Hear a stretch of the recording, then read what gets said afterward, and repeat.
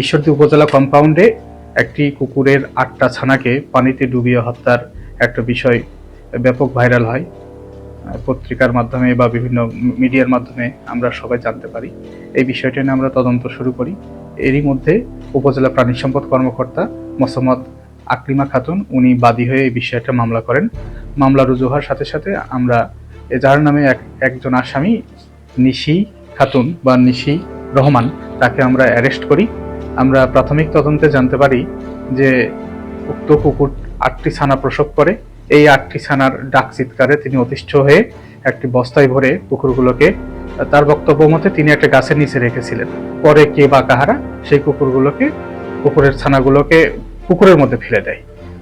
কুকুর ছানাগুলোকে খুঁজে না পেয়ে মা কুকুর ছোটাছুটি কান্নাকাটি করতে থাকে।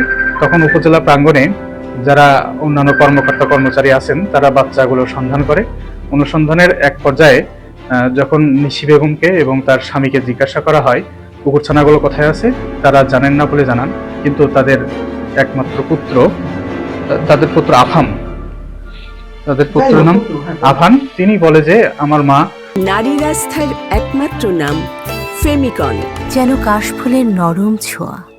কুকুর ছানাগুলোকে বস্তায় ভরে পুকুরে ফেলে দিয়েছে। তার দেয়া তথ্যের ভিত্তিতে উপজেলা পরিষদের মালি মোহাম্মদ জাহাঙ্গীর আলম উনি পুকুর থেকে কুকুর ছানাগুলোকে উদ্ধার করেন।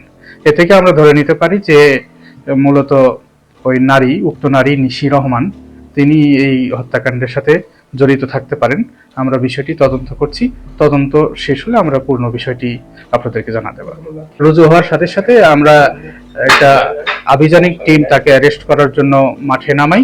আমরা পৌরসভার ১ নম্বর ওয়ার্ডের Rahimpur Schoolpara Ishwardi girls school and college যে আছে তার পশ্চিম পাশের একটা বাসা থেকে অ্যারেস্ট করতে সক্ষম হয়।